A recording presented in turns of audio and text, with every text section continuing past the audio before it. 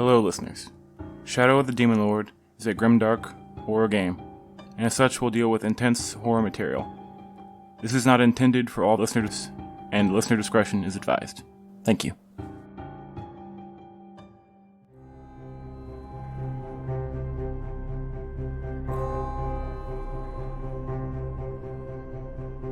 Hello and welcome to a Paradise Lost podcasting channel. My name is Christina, and I am your editor for this twisting tale. The storyteller for this dark campaign is Tyler. In this episode, we serenade the doctor, meet more townsfolk who join the expedition, and for better or worse, everyone heads into the woods to finally look for Barnus. So get ready for Shadow of the Demon Lord, A Fading Light, Episode 8, Music, Mercy, Murder.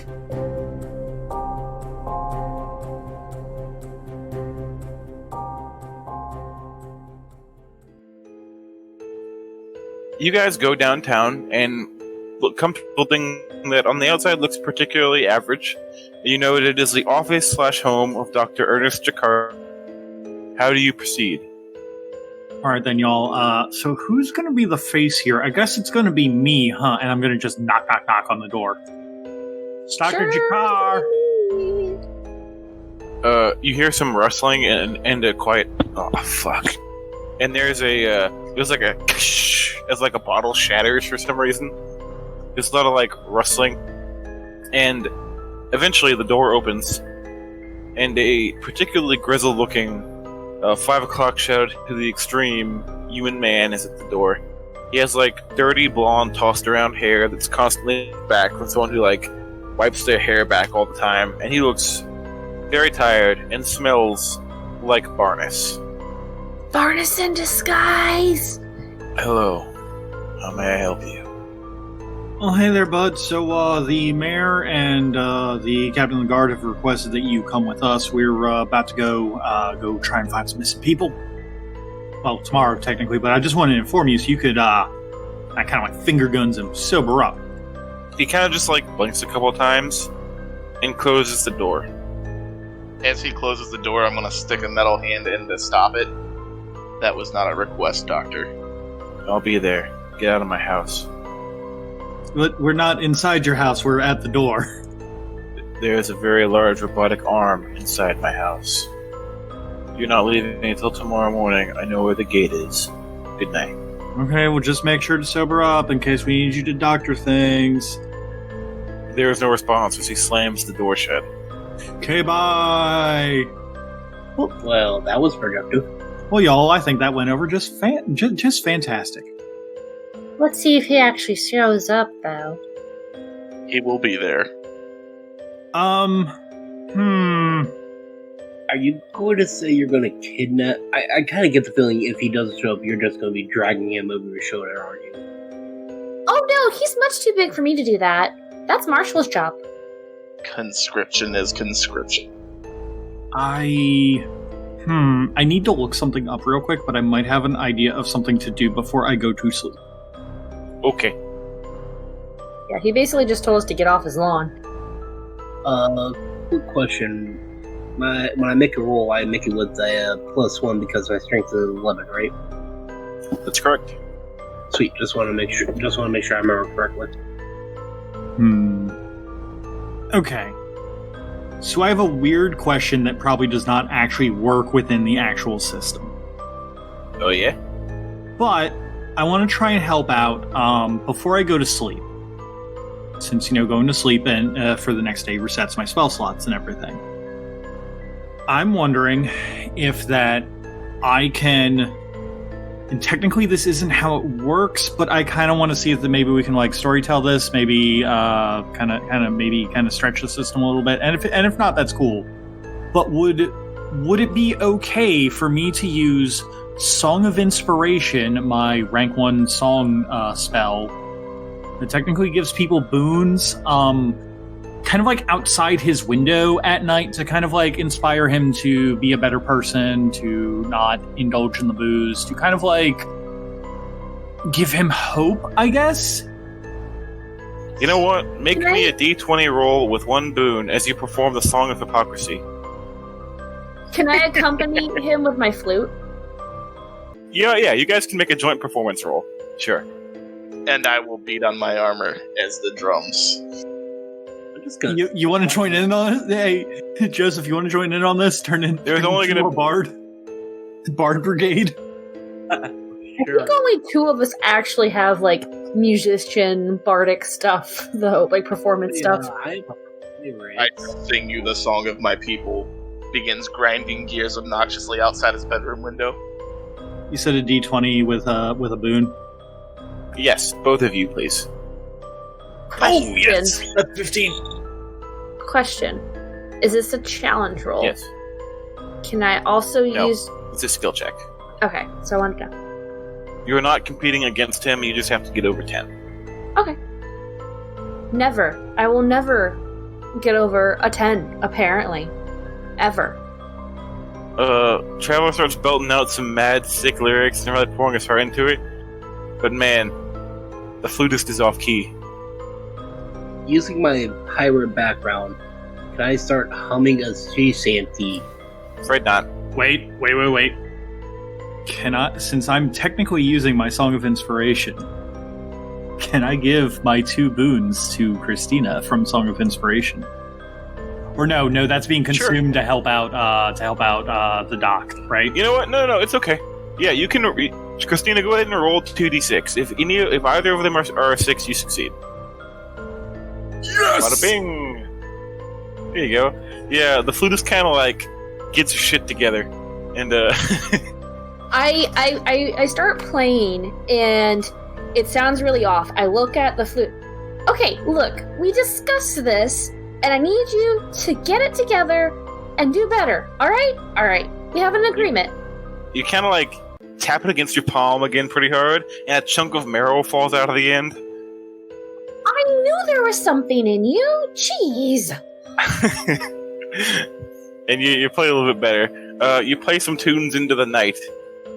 You don't know if he has a window. There's no window open in that building, so you're unsure if it reaches to your designated audience. But a couple people walking down the street sure do seem to enjoy it. I do the after that I wait for Clock to finish up talking to her flute. I'm going to be like, okay, 1, 2, 3, 4, and then we start going into I Will Survive. Okay. That's going on. I kind of pull Shred'em aside. Hey, Shred'em, I learned a new spell that is going to help you. And begin casting Cure on him to remove 1 insanity from him. Do you have to make a roll to do that? You touch the target, granting 1 of the following benefits. Remove 1 insanity from the target. Okay. Yeah, sure. Cody, as Shred'em gets mystically touched by this dwarf man, the beard of your soul grows longer, and you feel the insanity within your mind lift. The air seems to feel a little bit lighter, and the world not so grim. May your ancestors or those who have built you know peace, and know that you're on a righteous path. The Cog God only knows perfection. And I'm gonna put my hand on his shoulder and do absolute nothing. As you are, my friend, as you are. Okay, so you guys finish up your rousing performance. And at some point during this, I'm assuming Puck goes and gets her weapons. Yep. Does anybody... do y'all head out after that? Real quick, just for the podcast, what weapons does Pluck get? Oh, you yes. didn't record the whole thing? No, I didn't. Okay. We'll it's alright. We'll do it. Yeah, Pluck goes and grabs her small shield and sickle from the blacksmith. And because he won't accept extra coin, she offers him a bone in return as well, as kind of a tip. He grumpily takes it and puts it into his small pocket in the apron and gets back to his work. Look, it wasn't coin, so it's really not, being rude. It's so less sincere the second time around. I'm so sorry I didn't record it. It's okay. I got kind of ahead of myself. Don't worry about it. Anywho, Does anybody do anything else before we go to the next day? No, I think that's it. I'm going to, take advantage of the fact that you are giving us a free day to use spell slots and go rest at the Spider's Crawl. Okay. Just get rid of his insanity and then go for a long rest. Okay. Cody, where do you sleep? Or sleep? Where do you stand for the night? Well, I'm gonna walk out to wander the woods. Okay. And, Pluck, you go back and, you tell your indignant boss that you're not gonna be at work tomorrow. And Hey! you go, If you have an issue with it, go take it up with Jacoby. It's his fault. you tell Bonk to get bent and tell him you're not gonna be at work tomorrow. And he grumbles about it, but eventually he relents. Not my choice. Cody, Yes. the next day, you go and pick up your weapons from Arden. And you got a spear and I forget what the other thing you got was. Shield. Yes. Do you... The work looks solid. Do you do anything with it once you get it? Or just thank him and go? Much appreciated, small yet not frail one. As always, your work is met. You're very welcome. Dense yet not tough one. Oh, What was that? I said you're very welcome, dense yet not tough one. Ah, okay. And he goes back to his work. He's clearly, poking fun, but it was kind of snarky. yeah. Like halflings do. As they do. But as you go to the gate with your new weapons, you inspect them one more time and look at your shield. In the middle of your new shield is the silver piece you left. Perfect. That son of a bitch. Get out, Ehud. Like slipping it in Ma's purse. You're damn right it is. I know how this game is played. It's right in the middle of the shield too. If you're fighting somebody with that shield, you're like, is there a silver piece in the middle of that shield? Distraction. Oh, that means I can smash werewolves.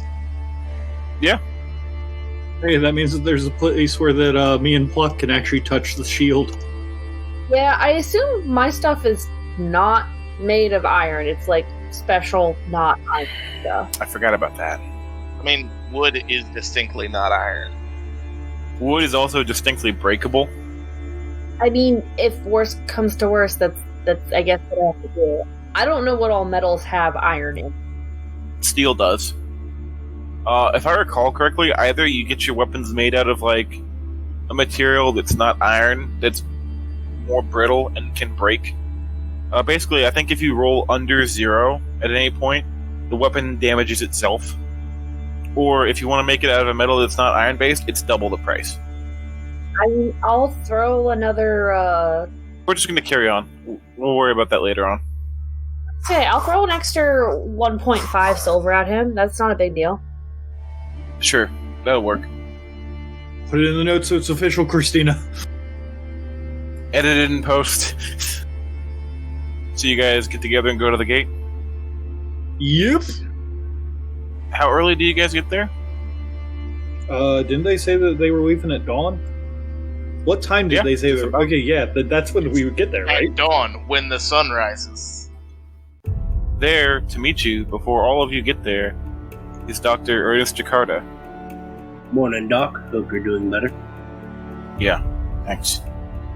He's made an attempt to brush his hair and look a bit together, but you can tell he had a rough night. Definitely wasn't the two people with basically a boombox outside of his window last night. Hard to say. No, that was in the middle of the day. That was not at night. Oh, okay. We will survive. And then, coming from after you guys stare awkwardly with the doctor who doesn't seem to want to converse with you, you might see him take a sip from a flask at some point. First thing in the morning. And there, a few minutes later, comes Terrace in his full armor, along with 2 other figures. The first figure is a pretty large, a little portly, he's a little chunky, dark-haired man, black hair, but starting to gray. Probably in his, late 40s, mid to late 40s. He's balding pretty severely, but still has some hair up there. He's wearing some normal run-of-the-mill male armor, not full plate or anything. And he has a worn sword and shield at his side.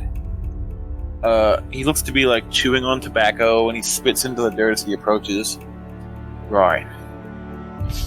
And behind him is a very small, wiry young man, probably around early 20s, who's very energetic, too energetic this early in the morning.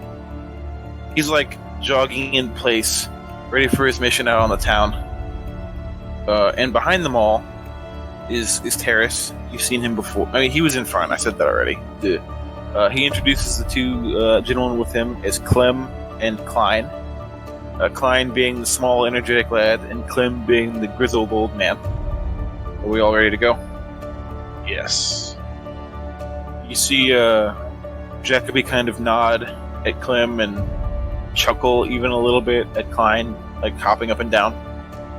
We'll be walking north into the old mire. It's about a 5-hour walk to get there, so be ready for a march. Well, good thing I filled up my water skin before I left. Good thing. And they, without a word, Terrace turns and starts marching down the path. Clem, Klein, and Ernest all follow, and I'm assuming you all do as well? Yeah, I follow, Yep. Of course. I'm going to quicken my pace and get up to Terrace and be like, so, Terrace, about that, I know I asked a couple months ago about the town guard application. Do you still need people? I've been getting a little bit better with that there magic, and even if not, I could be your, I don't want to say little drummer boy, but what's the equivalent if I sing? Because I'm getting real good at that.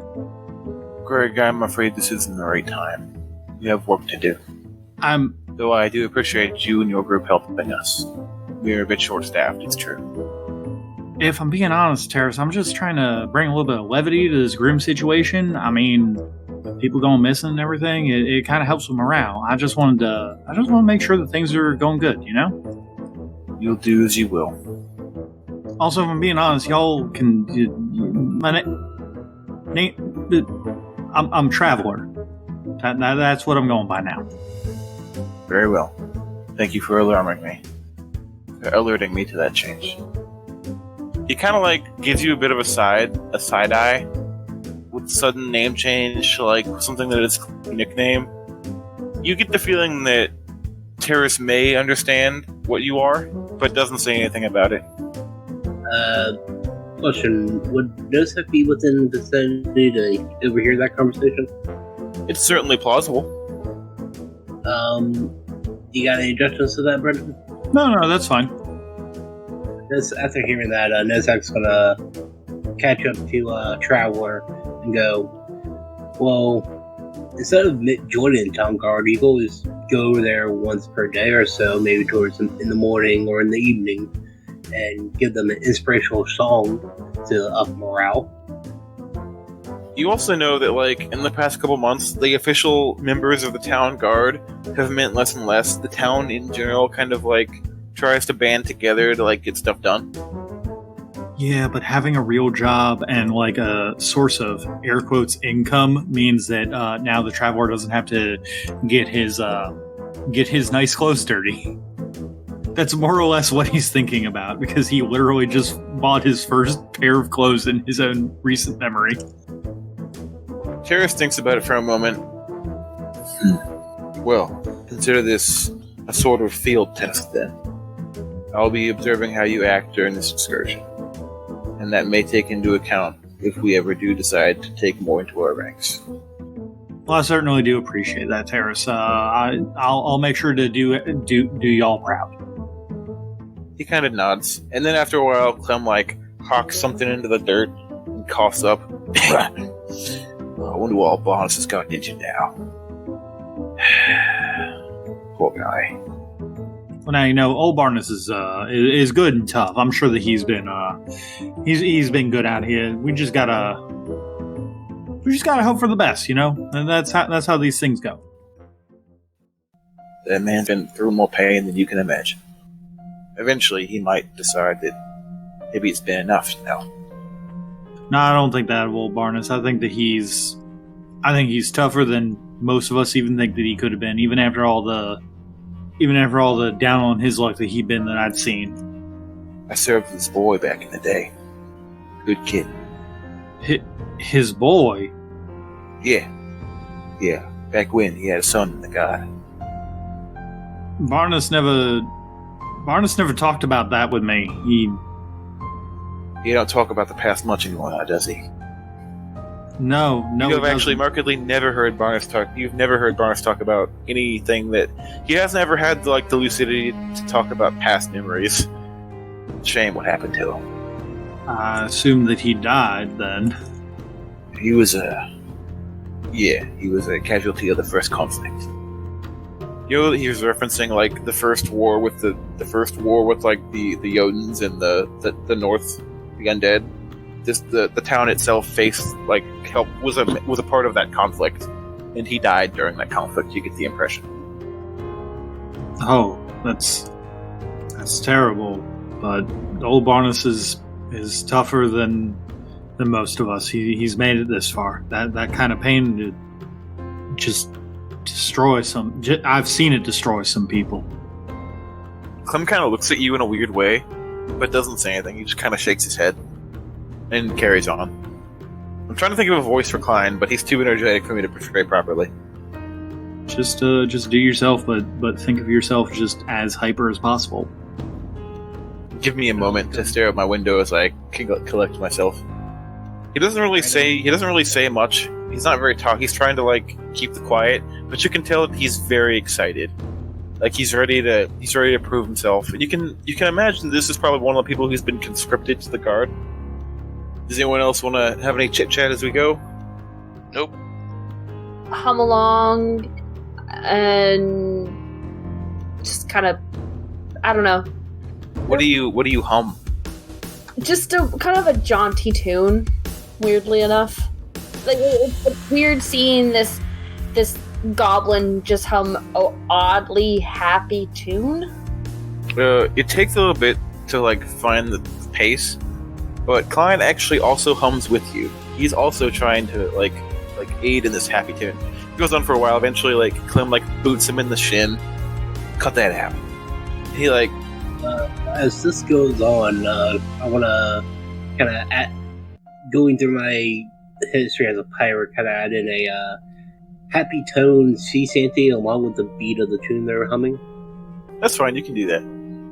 Terrace and Clem do not look entertained, but you may even see a bit of a slight smirk from Ernest. During the walk, you do see Ernest and Klein talking some. It seems that Ernest is he's been the town doctor for a while and probably knew him when he was younger, like a boy. He also seems to be well, him and Clem seem to know one another. They just kind of shoot the shit, but not really about anything. As we are walking, I would like to do a perception check using my background as a outlaw and a hermit, knowing the wilderness, to look for anything that seems out of place on the path. Kind of just keep an eye out to make sure we're tracking in the proper direction. I know it's a 5-day-old path at best, but yeah, go ahead and roll. You may actually roll with a boon. 13. Yeah. There's not really much at the moment. Looking at specifically the wilderness, you pass a couple farms. You go by the coast for a while. A couple things to note is that since the day that the event happened, there hasn't been really any breeze or waves or wind from the sea. All boats and fishing vessels have been resigned to taking up oars. There's no wind. Growing plants is particularly rough. This happened in the beginning/middle of spring, when it should have been peak growing season. It has been a particularly bad harvest because the sun just isn't helping the plants grow. And you know that when winter comes, the town's going to have a hard time with food. Heard. But in terms of like looking at the environment and fear of being attacked, not so much. It's a pretty like well-defined path. You do see after a while a very dark, like sprawling wood in the distance that looks to be a bit murky. That seems to be where you're going, but you're still a couple hours out. It's a ways away. Wonderful. Several times during the journey, you see the doctor drink from a flask. If I see him drinking from the flask, can I like try to put a hand on him and be like, now, Ernest, we do need you to have your wits about you. I understand having a little bit of help there, but don't go too hard, man. I don't think you know who you're talking to. Give him a surprise time like every time he drinks. I've been in the town for You know what? You're right.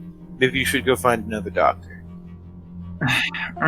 Ernest, I'm just trying to look out just in case We things done? go south. Terrace kind of like turns his head back. He just kind of sighs. Ernest will be there for us when we need him. Leave it alone. Brendan, please roll perception for me. Sure thing. That's okay. I see it.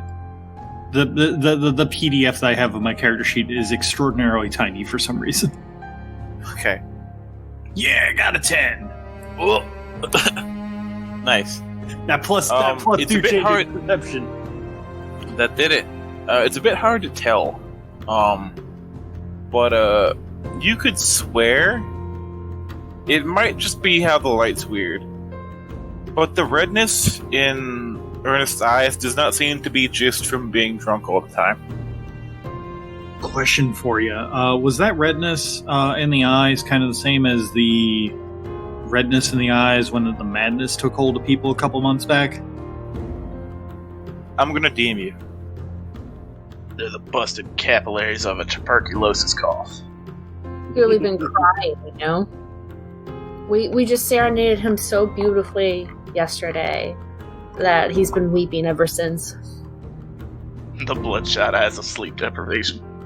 Anywho, I'm gonna, I guess before that we change scenes and get to anything else, okay. I'm gonna put a like steadying hand on his shoulder as we walk and just be like, Ernest, you ever need anyone to confide in? I'm there for you, man.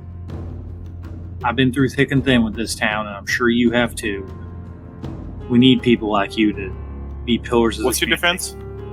Oh, it's 11 now. No, you don't take any damage, but it does smack your hand away. Get your hand off me. Fine. Put my hands into my pants that have pockets. Hey, everything okay over there? No, it's good, no sack. I'm just having a little spat with my buddy here, and then I'm going to be like, "Offer still stands, bud," and start walking ahead of him. Okay. You guys are approaching and eventually crest into the dark woods ahead. This has been... beforehand, it was simply another bog, but because of the nefariousness of its now presence, it's become known by the people as the Blightmire. An almost odd reddish purple hue tinges the mud here. Vines grow rampantly, and sun has a very hard time bypassing... before the sun turned dark, sunlight had a hard time bypassing the canopy. It is past just the dull grayness of daytime here. It is almost like a full moon night. It is very dark in here. Well, hey, good thing I got shadow sight. Right? Good thing. I don't. I will look up to Marshall. Soldier, do you need your commander to lead you? Yes, Commander. I got Do a you better have idea. bleach? I take out one of my torches from my bag and the tinderbox and strike a fire on the torch. Are you sure? Terrace turns back and looks at you. Stick out like a sore thumb if we were going to get ambushed. I want to be clear. You can see still. Like, it's dark, but it's like your low light vision kicks in eventually. It's not. You're not like in dark. pitch black darkness. You're not taking negatives from it being dark out at the moment. But it is. This is some intense darkness. Okay, it made me think that it was one of those things of the situation in like D&D where you need dark vision to see stuff. Basically, Yeah, that's how it what I was was. thinking. I was about to get it. I was getting torch out for Shredham there. Actually, I handed the tenor box and a torch over to Shredham. Here, keep this on. I have my own. Oh, okay. I put it away. But as you look down this winding, dark path, the thick, dense vines and the almost encroaching vegetation of this place only seems to worsen. Your journey to the forest is I'm gonna ended, take one of the vines and but your journey into the forest has only begun. oh boy. So you guys plod along through the Blightmire. Quietly at first. It's very, very quiet. Not a bird. There's no animal, no rustling in the trees, no wind blowing. It's eerie. Life doesn't seem to exist here.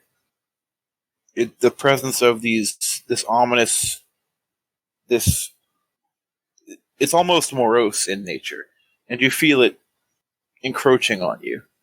It's not so much that it's like driving you nuts, but it is certainly concerning. It's possible to ignore.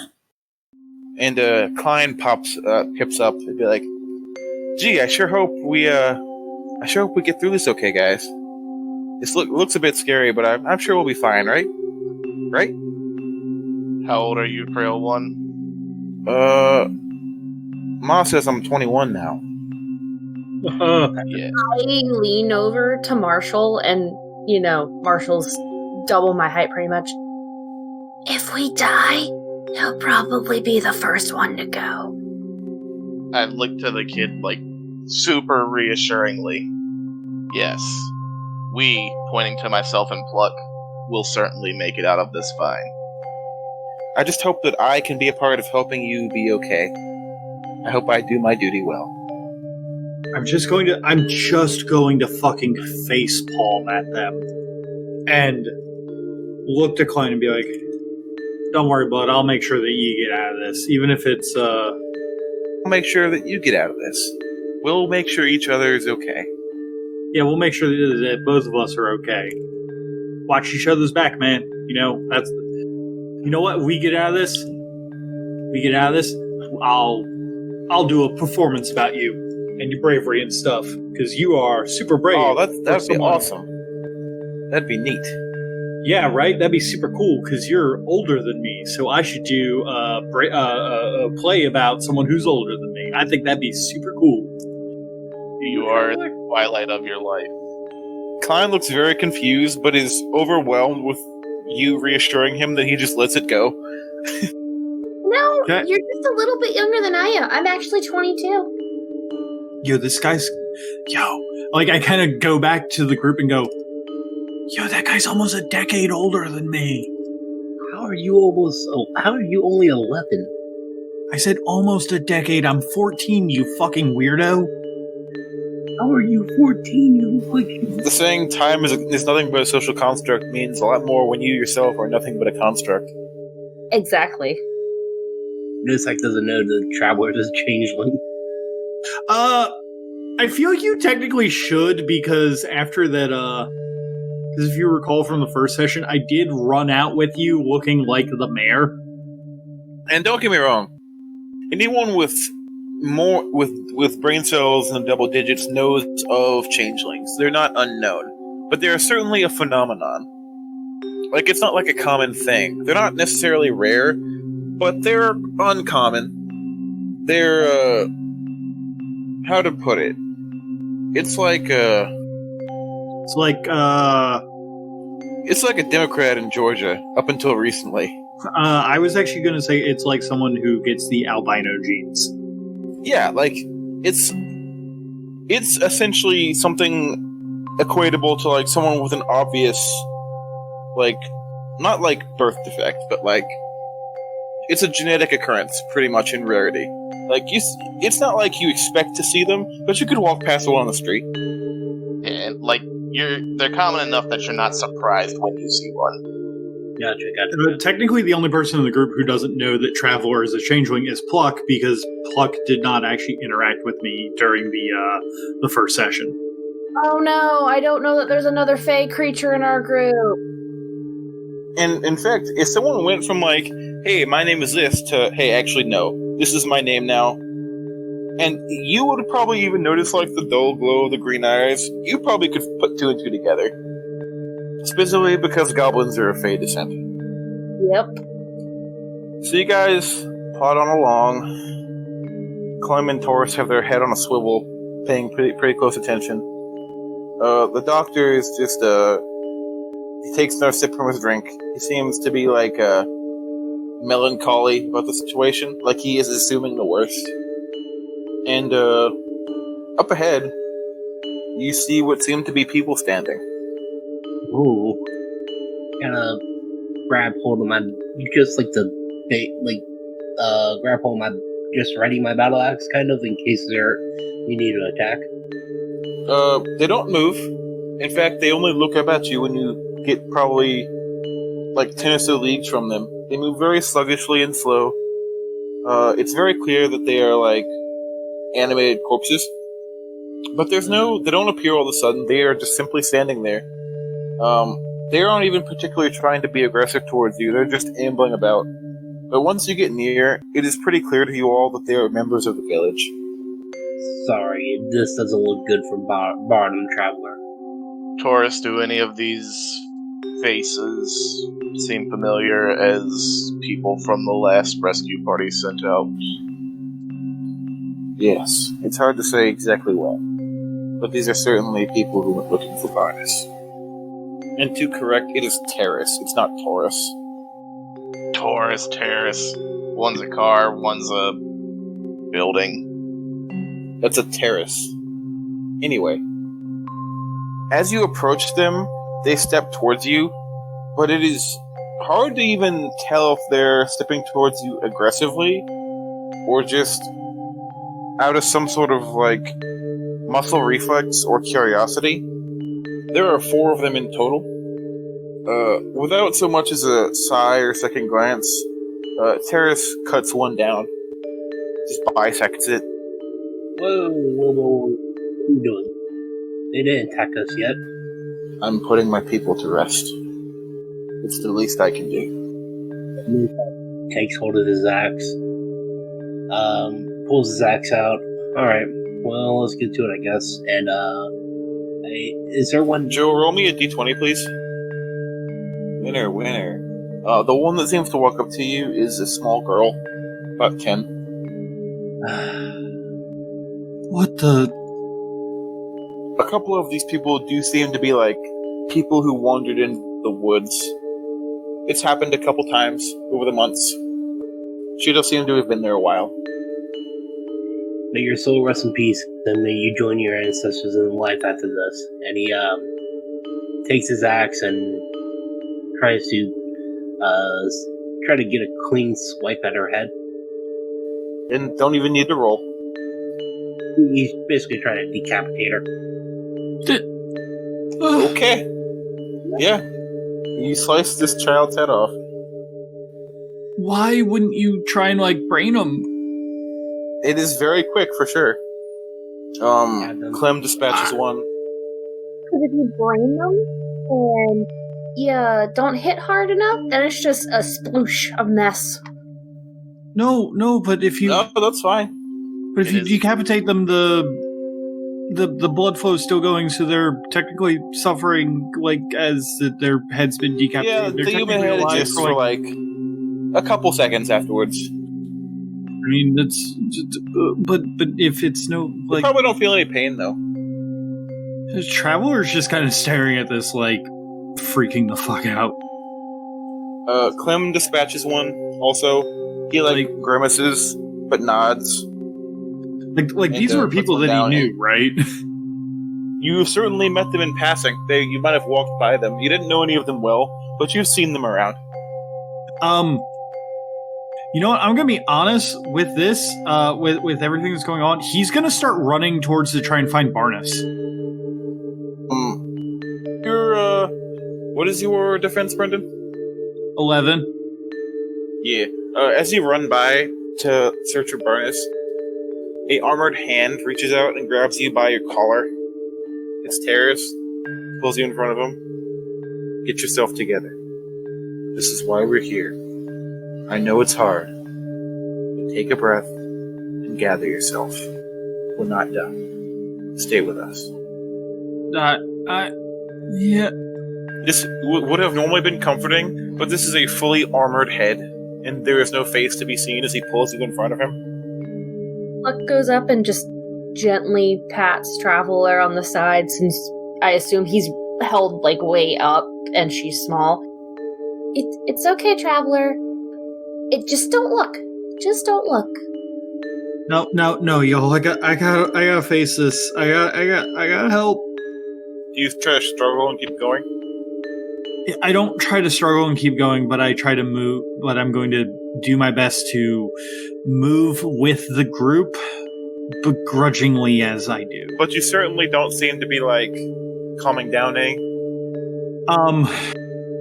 Currently, I would say that he is trying to calm down.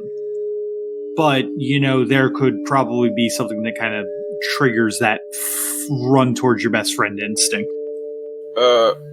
You do not need to worry about any sort of repercussion from this, but Terrace does moderately smack you to get you to center yourself.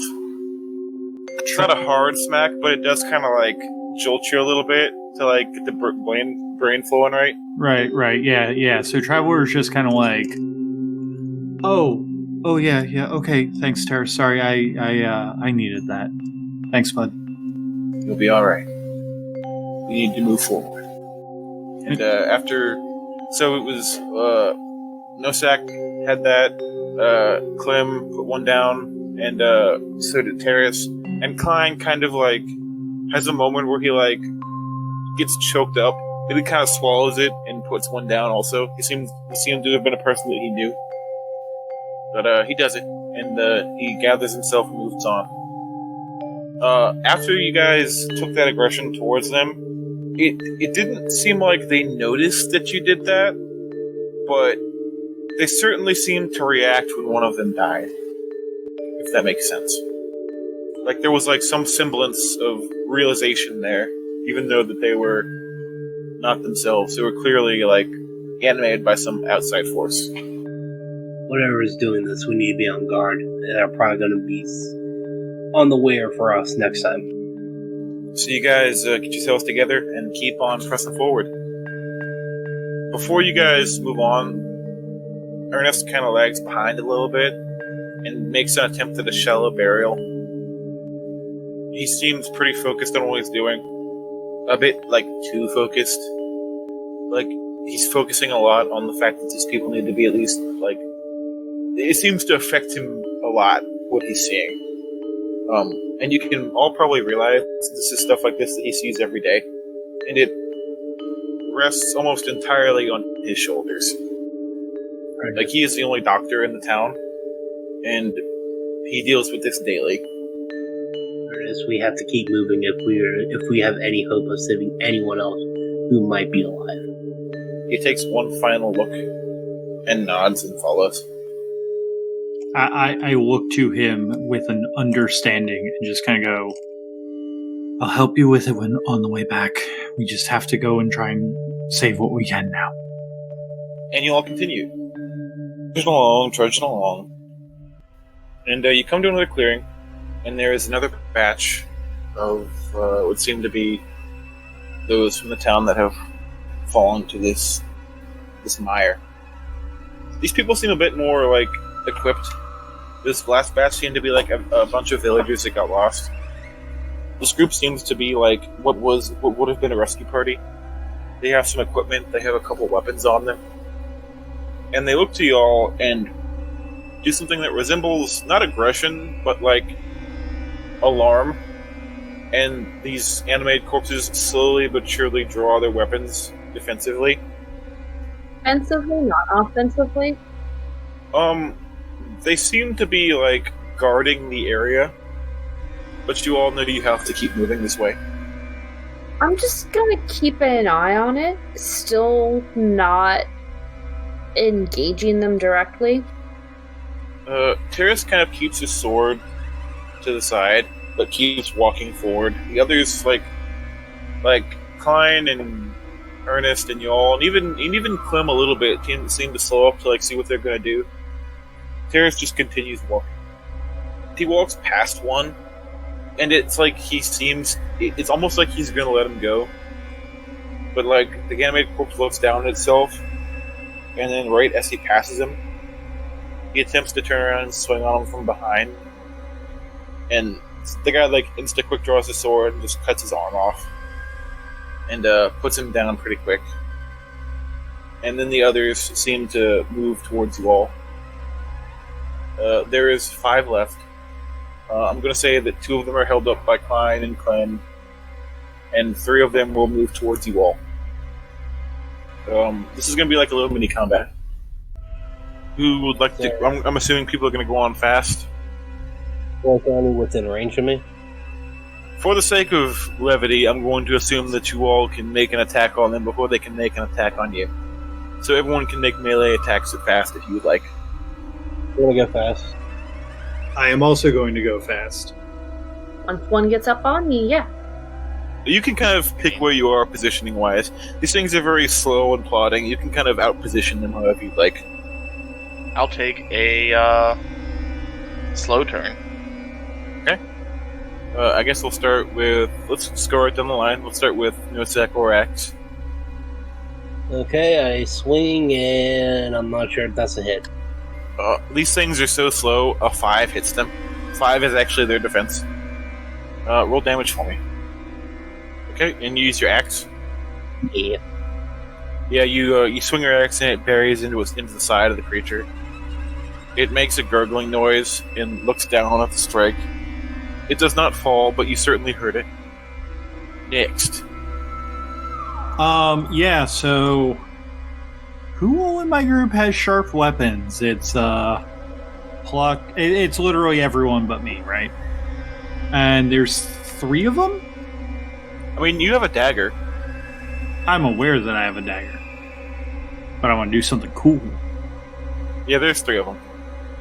Okay, so the one that that Nosak didn't... So one of the ones that Nosak didn't go after, I'm gonna, like, roll up my poofy, nice dress sleeves, and I'm gonna look back at Pluck, and I'm gonna just be like, "Come on, Pluck, I'm gonna set him. I'm gonna set him up. You knock him down." And I'm gonna whip out one of my tendrils, my whip things, and try to, like, I guess I don't know if there's, like, I'm trying to look it up, but I don't know if there's a thing for this, but like try and like trip them. So then they're, like, super easy to hit for Pluck to, like, just stab in the face. There is a thing for this. You will make an attack with 1 Bane. Also, for a bit of a description, Traveler, like, flicks his arm out like Spider-Man would, but instead of Nito's Spider-Man web, a weird, fleshy, prehensile thing shoots out from his wrist and wriggles around like a tentacle. Very John Carpenter's The Thing-esque. Oh. And it kind of, with a mind of its own, seems to dart out and grab the foot of this thing. Go ahead and make your attack roll. Well, I mean, can it still make a thwip noise? Oh, it certainly does. Excellent. Okay, well... Like, I'm just glad that, like, even though I get the terrifying visual, I still get the nice Spider-Man thwip. You know, like the 90s whip sound effect? Okay, so that, since it's a finesse weapon, I get it use your dex. I do get to use my dex, which is just basic. Okay, I thought I had a +1 in it. And you said with 1 Bane, right? Oh boy, that's not great.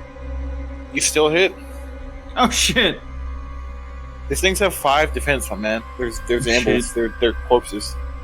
Roll your damage. 1 whole damage. You crack a little pinky toe, but that whip cracks hard and grabs it by the wrist. And you pull your arm up, and its legs are up in the air, and it hits the mud hard. What kind of air's beard did you just do? Wasn't here, Nosak. Sometimes when you go in front of enemies, you gotta whip it. And as Whip it your good. as your fleshy whip recoils, you can see and feel it slide back up your forearm. It's like a gigantic vein that recedes. Since when could you do that? Ass Around worms, son. the- Ass worms. Whoa. No. Just gonna look at him and just be like, dwarves don't encounter changelings very often now, do they?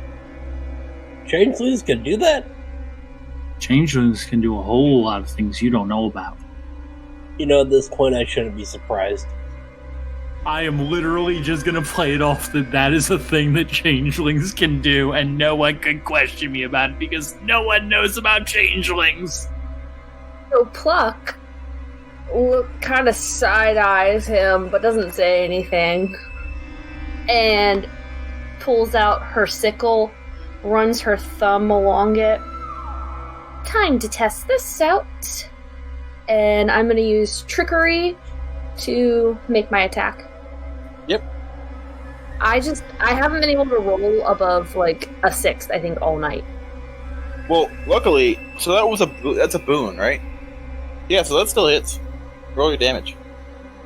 Said their defense was 5, right? Correct. Alright, I was just making sure for exploit opportunity. Yep. So, since I hit using a boon, I get to deal an extra d6 of damage because of trickery and because of backstab. Sure do. Rogues are so mean in this game. I love it. And I don't add my agility in for damage, right? If I remember correctly? Nope. Magic is fucking mean in this game. Oh yeah, he's big dead. How do you want to do that? So she's gonna, and Brendan didn't trip that one, right? I assume you were going after the one he tripped. Yeah. No matter what you go after, the one you hit is dead. So. Okay, so she goes up, kind of jumps on top of it, and rakes the sickle down. Kind of disemboweling it. Yeah, you kind of like take like a bit of a running start and hop, and land like on this thing's chest, but facing its lower body, and just like pull the sickle along the entirety of his midsection. Just zombie guts everywhere. He's very dead. What? Why didn't you go for the head? That would have been a quicker death. Oh my god, why are you all such terrible people? Oh, now you have a problem going for the head. You shot the neck! The neck is not the head, you fucking weirdo! Cody, it's your go. How did you want me to kill it? In the head! Alright, well, I'll remember that for the next one. Completely unentertained by this entire encounter, Strum just slowly walks up to the one that Nosak's fighting, because I think that's lit. That's one. There's one other one. No, there's the ground.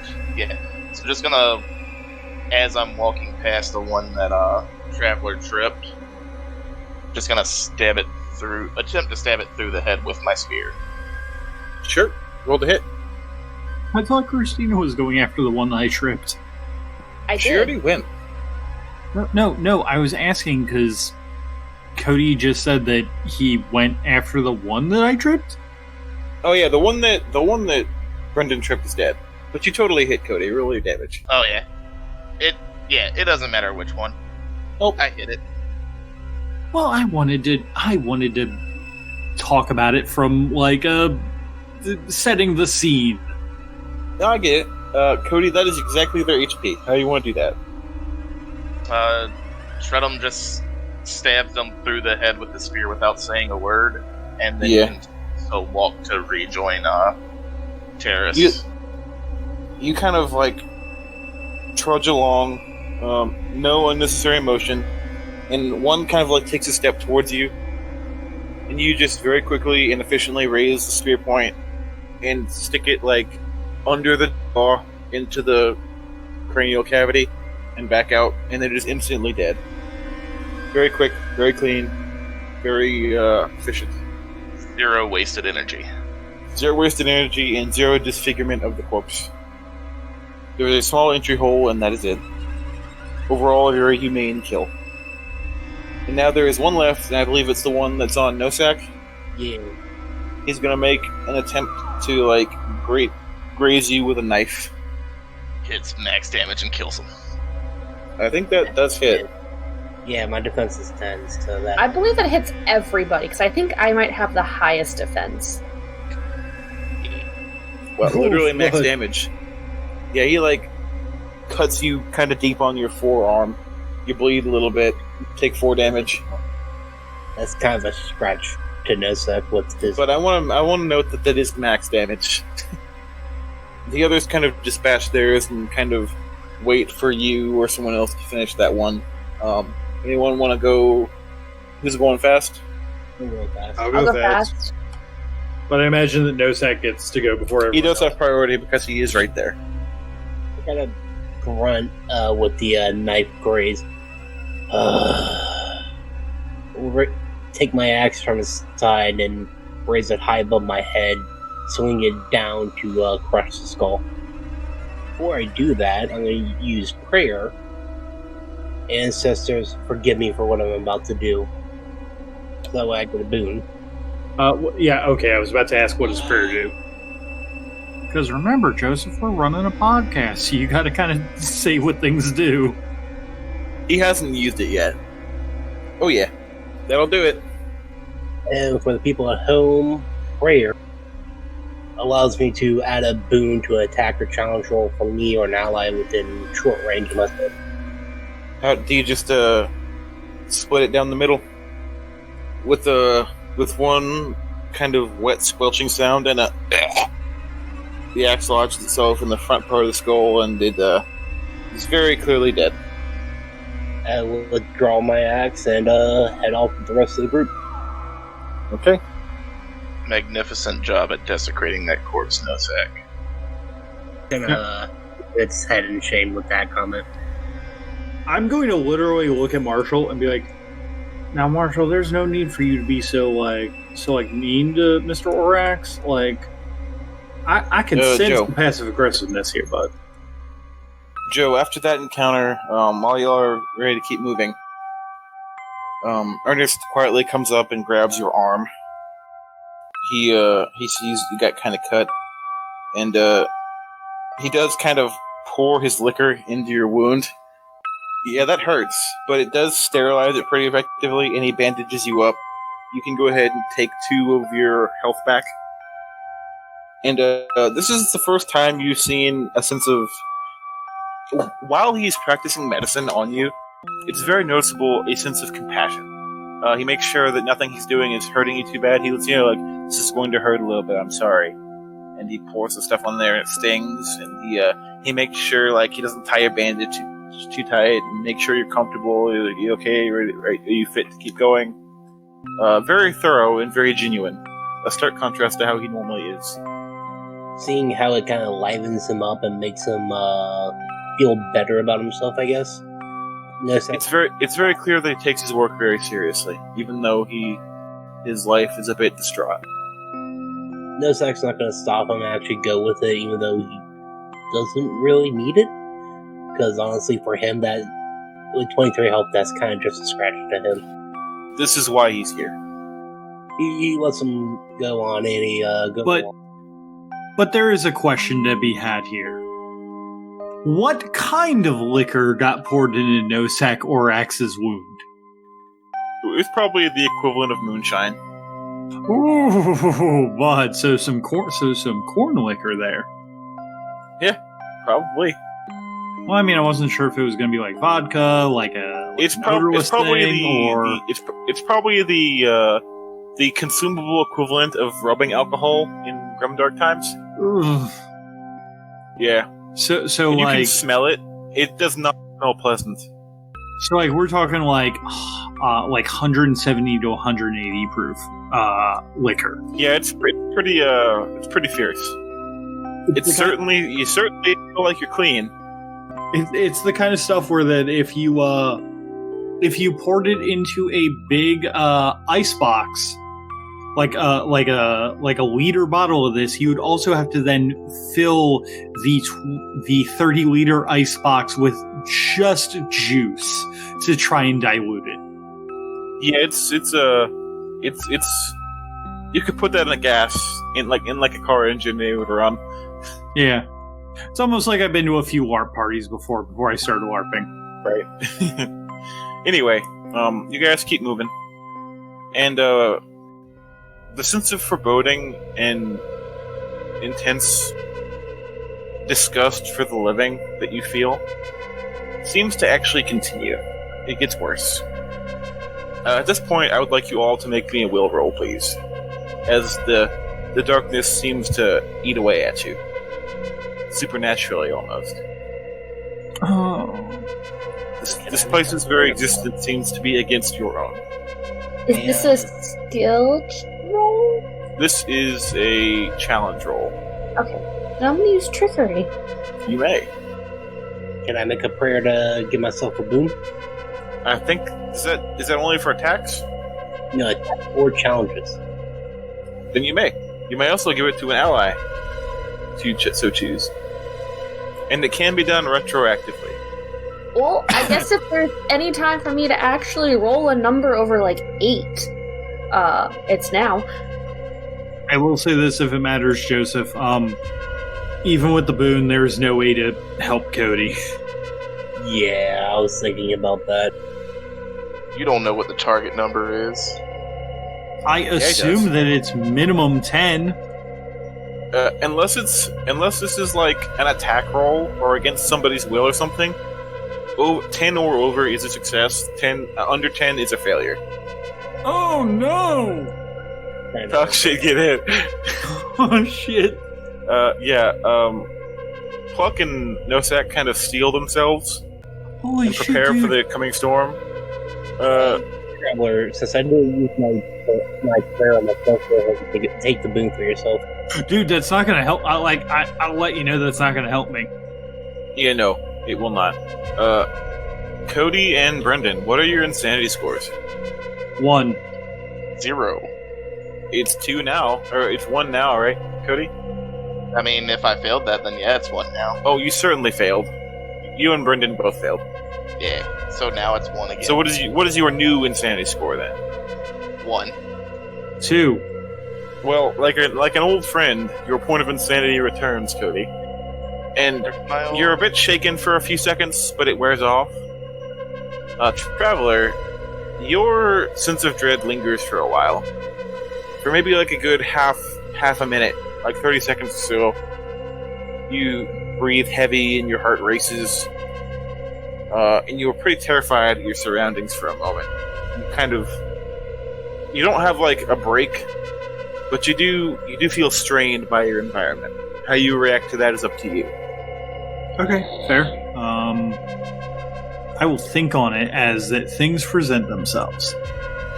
I imagine for Pluck, since she's traveled a lot, she's seen a lot of weird stuff. So this is kind of like, oh, alright, well, here we are. And surprising no one, the guardsmen are fine, all of them. Are you fucking kidding me? I'm sorry. I thought I saw the number to beat was 7, and I was like, you fucking piece of shit. No, the number to beat was 10. It's always 10. Terrace actually almost failed. Wow. Little boy Klein just was like, nah, fuck this. I'm feeling great. Having a great time. And then also one of them, little boy Klein also did not roll properly since you did 1d20 plus exclamation mark. Well, first of all, that was Clem, and the dice still sorry. rolled. It just ignored the exclamation point. I need you guys to pause for just a second and take a look at the fact that, so he said Terrace almost failed, which means Terrace was the D20 plus 4, which means Terrace's will is 14, guys. It is he's pretty like a ridiculous. master. I'll let you know that I haven't written his character sheet down, but Terrace is probably a level 8 character. Damn.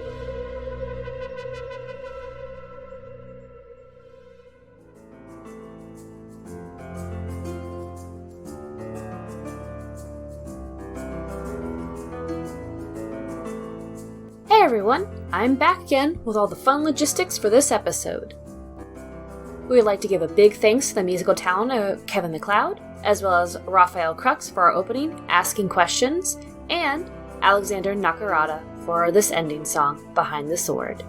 All three contributed to music heard throughout this episode. If you liked what you heard, please feel free to look them up and also give us a like, a follow, or a good review. It goes a long way with helping us get out to new listeners, and we really appreciate the feedback. Also, speaking of feedback, if you'd like to contact us, you can reach us on Twitter at apairofdicelost or send in any questions into apairofdicelost@gmail.com. With episode 8 down, I will give everyone a heads up that episode 9 will be the last recorded content for this campaign. Due to circumstances in life, we were not able to finish our tale. My hope is we will be able to get the group together one last time for our storyteller to tell us what was to unfold and have a discussion about everything. Until then, take this boon and cross your fingers as things come to a conclusion. And remember to stay safe out there.